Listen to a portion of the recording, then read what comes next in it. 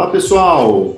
Bem-vindos aí a mais um programa Sky O'Clock e hoje com um cara que tem nos ajudado muito, né? Álvaro Coutinho, da COP, que é um cara sensacional, que além de trabalhar com Data Science, com CFD, com análise estrutural, com K em geral, tem expandido seus horizontes aí em diversas áreas muito legais que a gente vai conversar hoje aqui. E além de tudo, é um cara que tem um extremo bom gosto para a área musical, né? Gosta de bandas que são... O meu nome ali, que eu coloco sempre a hashtag Casca Grossa Suprema, né? Não é brincadeira o que esse cara gosta de música boa. Então, gosta de música boa, entende muito do assunto, está num dos principais centros de desenvolvimento do Brasil, roda o mundo inteiro conhecendo coisas muito legais. Álvaro, seja super bem-vindo, muito obrigado por estar participando com a gente. Ô, Nicolas, legal, é ótimo estar aqui com vocês, eu te dou os parabéns por organizar isso, é muito legal ver o blog, ver a lista no Facebook, é muito boa essa interação, é realmente assim, sem brincadeira, eu me amarro a olhar aquelas coisas lá, eu estou sempre em cima ali. É uma oportunidade ótima de interagir com, sei lá, desde o aluno de graduação até outros pesquisadores. É sempre bem legal. Pois é, eu acho super legal, e é justamente esse grupo, esse videoblog aqui, vblog, mais os podcasts, são justamente para complementar isso, né? Como um bate-papo aí bem informal e legal para as pessoas conhecerem, olharem, verem as caras das pessoas, quem que são os grandes nomes aí da transformação digital aí no Brasil, né? E aí, nessa linha, Álvaro, eu queria que você contasse um pouquinho para a gente, né, resumidamente, aí, o teu currículo, o teu trabalho, como que é. A gente vê você viajando o mundo inteiro, conhecendo pessoas super legais aí no mundo. Conta um pouquinho para a gente aí, esse teu, né, tua linha de trabalho. Bom, eu fiz doutorado na COP, terminei o doutorado, caramba, em 1987, acho que é só o Malisca que é mais antigo. Mariscão, tu é mais antigo do que eu, hein, cara? Vamos lá. Não vai gravar conosco já, e pelo que eu fiz... Não, eu vou... Ele vai passar do risco estatístico no domingo agora. Vai ser tentando no domingo, dia 3. Eu já dei a minha cutucada nele, espera a resposta dele na próxima live, mas acho que ele é mais antigo do que eu. Mas eu terminei o doutorado em 87, né? Eu sou engenheiro civil de estruturas por formação. Meu doutorado em 87 já falava praticamente de computação o tempo todo. Eu era considerado, como você fala, o casca grossa suprema, que eu entrava no centro de computação com uma fita debaixo do braço. Olha só, o cara mandava os gráficos do plotter programando a pena. Quando você dava índice inválido, a pena saía fora do papel. Então já fazia os gráficos todos com nanquim. Então era um negócio assim, né? Mas já desde a época, os meus interesses sempre foram voltados para a área de simulação computacional. Então, na época, fiz transferência de calor, estruturas não lineares, a tese era em torno disso, num negócio que a gente chama hoje, que está na moda, de redução de ordem de modelo. Legal. Então, a gente fazia isso já, de certa maneira, e está voltando, porque sempre você está procurando diminuir o custo computacional, né? Eu tive uma oportunidade legal de trabalhar com um grupo na COP que estava fazendo os programas para dimensionamento e cálculo das plataformas de petróleo de Campos. E fiz parte desse grupo, etc. A gente fez um monte de coisa e já estava vendo que problemas industriais, problemas de verdade, requerem soluções criativas, etc. E foi uma experiência muito gratificante você fazer parte desse grupo. Depois eu continuei, né, em 92, fiz concurso para a COP, como professor, né, depois de um certo tempo. Virei professor titular nos anos 2000. De novo, o Mariscão estava na minha banca. Se eu sou professor titular dele, a culpa é dele. Estou vendo que ele é mais antigo do que eu. E aí, nessa época, eu comecei a voltar mais, meus interesses abrindo um pouco, né? Antes disso, a gente já tinha oportunidade de trabalhar já com supercomputação, desde o começo, nos computadores da Petrobras. Em 88, a COP fez o seu centro de computação paralela, né? Onde a gente tinha uma máquina da Intel, já é paralela, Intel IPSC 2. Depois, com a Petrobras, quando ela tinha um computador, o IBM 3090, que era uma máquina vetorial, a gente passou a fazer vetorização de tudo. Então, você fazia computação paralela com a máquina vetorial. É bem legal. O OpenMP, fundamentalmente, você usa as mesmas soluções que você tinha para OpenMP. Hoje, para mim, que fiz vetorização, era bem legal. As soluções de código são mais ou menos parecidas. Legal. Então, a gente já fazia impacto, análise não linear de estrutura, plasticidade, etc. Tudo no 3090. A COP depois comprou um Cray, a gente teve um Cray. E a partir dos meados dos anos 90, o começo dos anos 2000, eu assumi a direção o Núcleo Avançado de Computação de Alto Desempenho da COP. E desde então, a gente trabalha nessa desenvolvimento, né, de coisas. Eu fui caminhando para a área de multifísica. A gente desenvolve na COP, a partir de 2007, mais de 10 anos, um programa nosso de mecânica dos fluidos e multifísica, né? E faz navios Stokes incompressível, compressível, transferência de calor, meio poroso, acopla com movimento de corpo rígido, essas coisas todas. A gente usa muitas bibliotecas hoje. E assim, eu tive a oportunidade de rodar o mundo por aí, interagindo com os principais centros, né? Durante anos, eu tive uma colaboração muito grande com o que hoje é o Instituto de Engenharia e Ciência Computacional da Universidade de Texas, em Austin. Legal. Com o professor Graham Carey. Eu fui professor visitante na Universidade Politécnica da Catalunha, tem interação com o INRIA, na França, e com o pessoal do Barcelona Supercomputer Center. Mais recentemente, eu fui coordenador de projetos de cooperação internacional. Foi uma oportunidade super legal. Eu fui o coordenador brasileiro de um projeto chamado High Performance Computing for Energy, onde a gente juntava pesquisadores, vários grupos do Brasil, no Rio, em São Paulo, no Rio Grande do Sul, em Pernambuco, etc., junto com o pessoal da França, da Espanha, todo mundo desenvolvendo soluções para as máquinas exascala, que não tem ainda, mas a gente já fazia soluções algorítmicas para as máquinas exascala. Para quem a gente não sabe, uma máquina exascala é uma máquina capaz de fazer 10 elevado a 18 operações de ponto flutuante por segundo. Pequenininho. As máquinas hoje as máquinas mais velozes do mundo já chegam a metade disso. Quem gostar dessas coisas, tem um lugar chamado www.top500.org, onde lista os 500 maiores supercomputadores do mundo. Legal. A máquina da COP já teve lá, não teve mais, mas o Brasil está bem representado lá com a máquina Santos Dumont do LNCC, que é a maior máquina pública do Brasil, máquinas da Petrobras e outras, né? Legal. Essa questão de supercomputação é sempre assim. Você entra, sai, que aí depende do financiamento que você tem, essas coisas são muito... Agora, tem uma linha que me traz muito interesse, que eu sei que você trabalha bastante, né? E fazendo um paralelo, eu acho que muitas pessoas no dia a dia acabam rodando um caso, né? Faz a simulação, vê o resultado. Faz uma simulação, vê o resultado, né?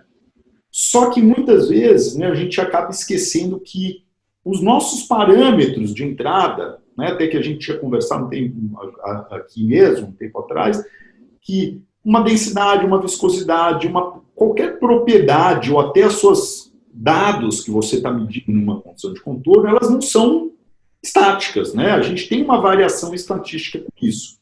E eu sei que você tem trabalhado muito com essa ideia de como essas informações, né, estocásticas se propagam na tua solução e como que isso, então, hoje em dia é trabalhado? Porque, realmente, para você conseguir trabalhar como todas essas possibilidades de variações te influenciam no teu resultado final, não dá para você ficar brincando de rodar malhas de 100 milhões de elementos, né? Como que vocês têm trabalhado nessa linha? Essa questão é uma coisa interessante, bem moderna, né? Eu acho que nós estamos hoje mudando o paradigma. Quer dizer, até então, o nosso fluxo de trabalho era sempre assim: você faz uma simulação, seja em mecânica dinâmica dos fluidos, transferência de calor, você tenta obter uma certa convergência de malha, e supõe que você especificou tudo certo, você não fez bobagem nenhuma. Quando você tem uma convergência de malha, você vai lá e acredita naquele negócio. Legal. Mas a gente não pode imaginar, Quer dizer, então, isso é chamado fluxo de trabalho, né? Pode ser complicado. Você pode ficar 15 dias fazendo o diabo da malha lá e aí e se trumbicar. Mas faz parte do jogo, né? Isso faz parte do jogo.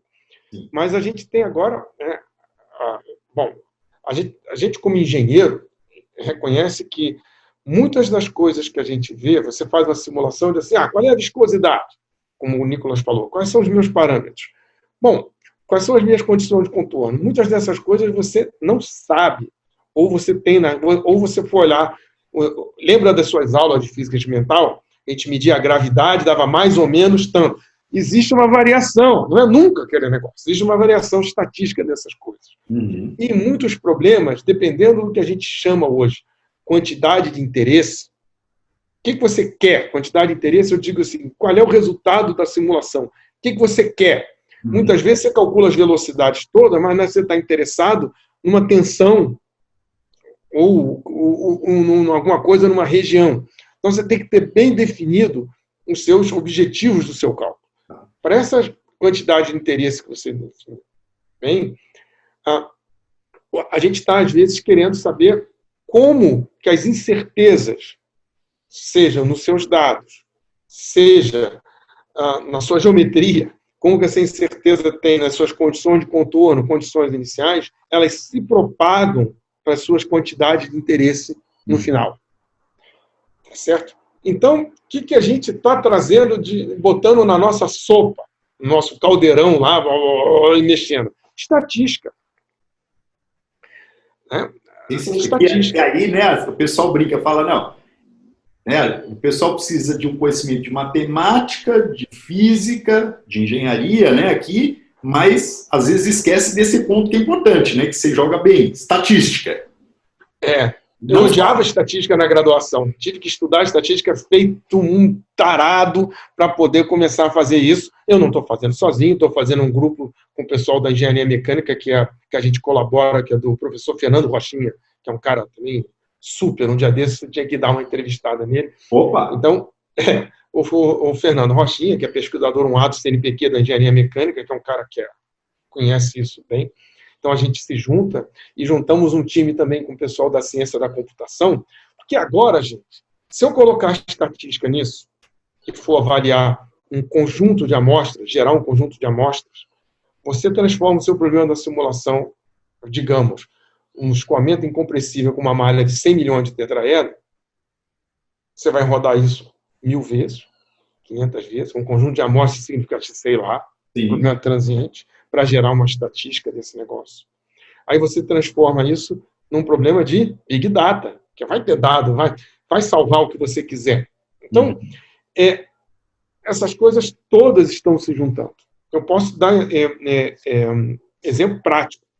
A gente fez ano passado, ano retrasado, um projeto junto com a Petrobras para a aula de geologia, onde os geólogos estão interessados na reconstrução dos depósitos de material que pudessem ter petróleo. Uhum. Né? Uma das não é um reservatório, mas um negócio antes. Como isso vinha? Quer dizer, você sabe hoje pela sísmica, que é uma radiografia, como está hoje. Tá. Mas se olhar em planta, eu tenho um poço aqui, esse poço você conhece as características dele, mas tem uma área que eu estou interessado aqui. Tá certo? Então você faz levantamento sísmico, mas exige aquela hipótese assim, vem cá, se o meu material, será que o material que eu estou vendo aqui, que a minha sísmica está aqui, existe a possibilidade de ser o mesmo que está aqui? Muitos dos eventos que a gente tem aqui foram oriundos de deposição de sedimentos em milhares, milhões de anos atrás. Certo? E você fazia a gente faz simulação que, claro, é um problema turbulento. Reynolds da ordem de 10 a 9 no campo. A gente não rodou 10 a 9, não. Dá um desconto que a gente rodou 10 a 6, mas tá bom. Ok, parênteses, né? Fazer 10 a 9, ó. Tá bom, vamos brincar com 10 a 6. Fizemos 10 a 6. Mas assim, então você tinha, para muitos desses materiais, existem, vamos dizer assim, existem relações constitutivas, relações de fechamento, que indicam que a viscosidade do escoamento aparente, ela depende da concentração de sedimentos, que cria uma lei não newtoniana. não, quer dizer, a viscosidade não é mais constante. Tudo que não tem viscosidade constante é não newtoniano. Sim. De maneira curta e grossa. Isso. Os caras da reologia que vão me matar, eu simplificar assim, mas em curto e grosso é isso. Então, existia um zoológico de leis dessa de fechamento, evidentemente, os geólogos não sabem o que é isso. O que a gente fez? A gente assumiu que uma envoltória dessas leis de fechamento todos eram dadas por uma estatística, tá certo? Uhum. Então, a gente gerou um conjunto de amostras num supercomputador, gerando todas essas simulações acopladas a escoamento turbulento com transporte de sedimentos, né? 10-9 não, hein? Dá um desconto para mim, 10-6, porque também está querendo demais, né? Geramos essas estatísticas todas e geramos os mapas de deposição para os geólogos, onde você não tinha uma resposta única. Você tinha um mapa médio, você dava a barrinha de erro. Olha, aqui você tem um desvio, um ou dois desvios padrão, de onde deve estar o seu depósito. Eu dei esse exemplo, que a gente está fazendo isso hoje, né? E a gente tem vários outros, pode dar vários outros exemplos da literatura. Legal. O que a gente aprendeu nisso? Fazer isso não é mole, não. Demora tempo de computação. Além de você ter um problema de dados, impressionante. A gente interage com o pessoal da computação que tem dizendo o seguinte, cara, eu vou soltar. A gente não fazia 5.000 análises de uma vez. A gente faz em lotes, de 100 em 100. Mas o seu simulador, ele tem que ser bom o suficiente, você tem que saber que a análise não foi para o saco. Como é que eu vou saber? Eu vou esperar as análises todas terminarem para saber que a minha análise 99 explodiu por alguma razão qualquer? Divergiu? Não. Então, a gente trabalhou com o pessoal da ciência da computação para ter informações em runtime para saber se as minhas análises estão todas fechadas. Se eu posso confiar no meu resultado. Certo? Legal. Então, a gente trabalhava com isso. Então, aprendemos a fazer isso, que a gente chama de... Hoje é Runtime Data Analytics, quer dizer, a análise de dados, a parte analítica de dados em tempo de execução. Legal. Aí você vendo assim, esse meu... Olha, tá olhando o resíduo lá, e análise 99, o resíduo está indo para o saco. Caramba, tu começa e diz assim, então vamos diminuir o intervalo de tempo para ver se esse negócio vai bem. Aí tu vai lá, em runtime, troca o intervalo de tempo do negócio e pau na máquina, deixa o bicho ir. Aí você garante a convergência. Gente, por que isso? Não adianta qualquer análise, desde a mais simples que tem, monitorar o resíduo e monitorar algumas coisas para ver se você está vendo. É bom que te evita surpresa. Tu roda, vai, solta um negócio na máquina, vai olhar no dia seguinte para descobrir que o troço explodiu às 3 horas da manhã. Não dá, cara.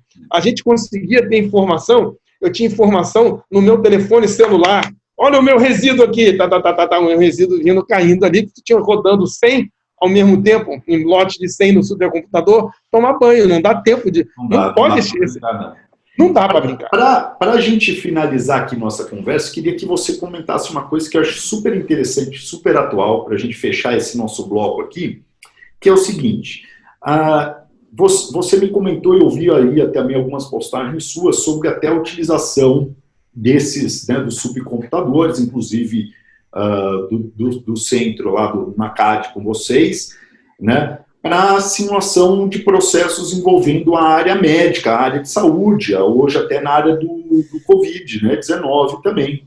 Né? Conta para a gente um pouquinho essas novidades que estão acontecendo junto com o pessoal aí nessa área biomédica, digamos aí. A área de saúde, de uma maneira geral, no mundo, ela é uma das... Hoje, por exemplo, se você falar em mecânica computacional, simulação computacional, a área médica é a das maiores demandantes. Seja cardiologia, né, problema do coração, você entender como é que é um escoamento dentro do coração. O coração é riquíssimo dentro desse problema, que o coração é um problema de multifísica. Uhum. O coração é um problema de multifísica onde ele acopla o escoamento, muitas vezes até de um fluido não newtoniano, newtoniano, sangue, há controvérsias ainda sobre isso, com a deformação, que é um músculo, então você tem mecânica dos sólidos, com o eletromagnetismo, que os impulsos elétricos coordenam o coração. você ainda coloca, se você fizer a injeção de alguma substância no coração, um remédio, você ainda tem que ver como é que esse negócio interage, as reações químicas lá dentro. Então, é complicado. É um problema de multifísica muito complicado. A gente está tendo agora vários modelos epidemiológicos. O Nicolas se diverte com isso. Né? Eu só brinco, eu não me divirto. Isso aí é só brincadeira, isso é coisa só para brincar. Isso, mas assim, na área de epidemiologia, hoje, é uma coisa dessa que a gente aprende com estatística, que a gente aprendeu com essas coisas de estatísticas hoje, não há modelo perfeito. Sim. Por exemplo, nesses modelos da Covid hoje, você tem que acertar eles. Então, todo esse nosso discurso de estatística, de propagação de incerteza, de você incorporar incerteza, as barrinhas de erro, etc., isso está sendo usado, os modelos mais avançados, e o pessoal da COP faz, não eu, mas assim, o pessoal que a gente conversa na COP, e a gente está trabalhando nessa direção. É muito semelhante, a gente acredite se quiser, mas essa história toda da discrepância de modelos que eu falei agora, da geologia, tecnicamente, se eu for olhar isso do ponto de vista macro, matematicamente, as soluções que você usa para a área de epidemiológico, sistema de equações diferenciais ordinárias dos modelos epidemiológicos, essa discrepância de modelos não é tecnicamente muito diferente disso. Né? Então, a gente está tendo... a gente organizou há pouco tempo atrás uma conversa muito rica nessa direção, junto com o pessoal do Centro de Computação Avançada na Universidade do Texas, em Austin, do Centro de Supercomputação de Barcelona, onde fica claro, principalmente no Texas, que já é uma realidade, no Texas os caras fazem um negócio que é chamado Urgent Computing, computação com urgência. O que eles fazem lá? Eles têm um sistema que faz isso. Entra um hurricane, um furacão, os caras começam, vai chegar o furacão, meteorologia, então os computadores da Universidade do Texas começam a rodar a simulação para saber, depois do Katrina, que aconteceu aquele negócio, qual é a chance daquela porcaria, vamos dizer assim, atingir catastroficamente localidades no Texas ou no sul dos Estados Unidos. Então, eles têm todo um disparo de software e recurso computacional pronto, que eles chamam de Urgent Computing. Isso, os caras falando isso, eles estão preparados e estão fazendo essa parte de discrepância de modelo de estatística dos modelos epidemiológicos. A gente discutiu isso bastante. Outra coisa legal, que os meus amigos de lá de Barcelona estão lá fazendo, é você usar o computador para fazer testes clínicos, que eles chamam assim, in silico. Né? In vitro é o negócio do laboratório, ninguém fica mexendo no cadinho. In silico é no computador. Então, legal. Você fazer um teste clínico in situ. Como? Eles deram um exemplo que pegava o coração, você resolvia esse problema multifísica totalmente acoplado para um determinado paciente. E isso era testado e validado com a parte médica. Depois eles pegavam os seus inputs, a quantidade de medicamento que você está falando, faziam variações estatísticas para uma determinada população, variações morfológicas no coração, e gerava artificialmente, né, como se fossem diferentes indivíduos. E solta tudo no computador para correr até essa estatística. Legal, legal. Todas essas coisas estão falando. Né? No final, agora, você mostra bastante, né, que né, essa base, digamos, que o engenheiro hoje em dia tem que ter, que antes a gente podia, em modo grosseiro, falar que é uma base de física, base de matemática, né, e os modelos e os conhecimentos das simplificações, hipóteses e teses na parte de engenharia, esses 3 pontos, adiciona-se aqui, então, a necessidade desses engenheiros trabalharem bem com estatística e com Big Data, né? Com dados. Sim. E olha, eu posso te confessar uma coisa, confessar de público, que você vai botar isso no blog. Eu odiava estatística quando estava na graduação. E agora não tem jeito, temos que fazer. Agora não tem jeito, tem que sentar lá e voltar aquele negócio, senão você não vai fazer, tem que estudar, né? Fazer essas coisas todas. Ótimo. Bem, Álvaro, super obrigado pela tua presença aqui.